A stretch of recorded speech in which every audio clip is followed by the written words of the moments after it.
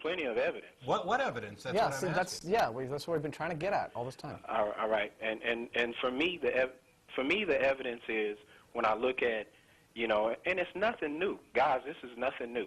When I look at the earth, when I look at creation, when I look at the beauty of creation, when I look at the creativity of a zebra who has stripes that are they're like fingerprints. No zebra has the same stripes.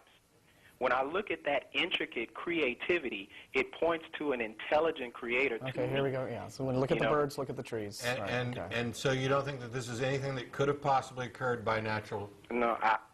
To me, and this is just me, fellas, it is idiotic to assume that you, looking at you guys, as intelligent as you are the crown of God's creation, to believe that atoms and quasars and all that stuff could explode together and bring forth all that we have. That, to me, is idiotic.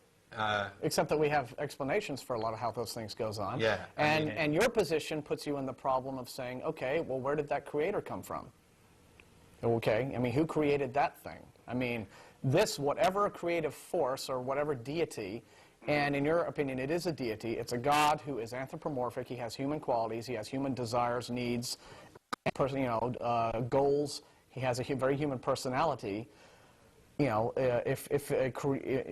us, if we required a creator, due to the various complexities of our natures, then clearly that creator would have required one as well. So what created that creator? Right. So and also, I mean, there's the absurdity of, I don't think, this is a problem for everybody, including myself. We are really bad about grasping vastness. When you actually get to realizing how insignificant we are, and our planet is, and our solar system is, and even our galaxy is within the span of the universe, it's absurd to make these claims that we are this high exalted special creation of God. 1,000,000 seconds is about 11.5 days. 1 billion seconds, and all we did was change the M to a B, is about 32 years. And 1 trillion, I mean, that's just one step further, is about 32,000 years. Right. These are things that people don't really grasp because it's million, billion, trillion. It's like they're just numbers at that our point. deficit's only 10 trillion. Right. Well, would you rather be in jail for 11.5 days or for 32,000 years? Right.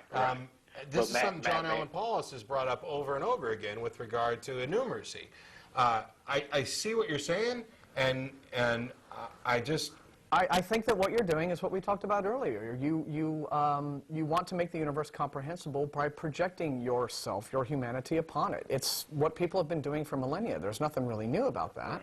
I mean, I understand that, but I could also tell you and turn around and say the opposite to you, that you're trying to do the opposite. And then we just go I'm trying to do the opposite. Yes, I'm trying to do the opposite because I don't think the universe is about me. I'm trying to do the exact opposite. I'm trying to factually figure out what answer is most likely correct, and I am not going to be accepting answers that don't have evidence and reason to support them. Okay. And I'm not going to be accepting answers that simply flatter my sense of need. Faith is not a useful tool for discerning truth. I say this. I say that man is the cherry on top of God's creation. And the reason why I say that is because you and I, we can think, we have a will, we can do things that your dog can't do, your cow can't do. That's why I say that we are the prize of God's creation, because we're the only ones that can interact with God on the level that He How do you know? How do you know? Yeah. Because I'm doing it. What about the rest of the universe besides our pale blue dot? Yeah, I mean, how do we know that there isn't other life out there that is higher than us? What makes you think that we're the pinnacle of anything? And if you do think we're the pinnacle of anything, then you're agreeing with me that the rest of the universe was essentially created for us. We're the pinnacle. I agree.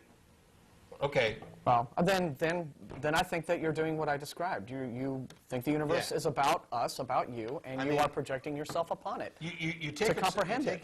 I'm going to go ahead and let you go, Brandon. I apologize because I'm going to actually talk about you after I let you go. But we enjoyed having your call, and call us back and email us. Call back anytime. You take exception to my statement about the absurdity of thinking that the universe was created for you, with you in mind, and then after saying you disagree with it, then you say you agree with it. You accuse us of misrepresenting Christianity and then lying by saying that Jesus sends people to hell for not loving him, and then when pressed, the fact of the matter is you believe Jesus is God, God sends people to hell, God sends people to hell for sins, and the greatest sin of all is not loving him. So I was right in the first place. Yeah, I mean, you just... If you'd actually listen to what I say Yeah. and concentrate on the objections that are being raised and not try to color them with the glasses of faith, that's where my particular pursuit of defending Christianity took a turn.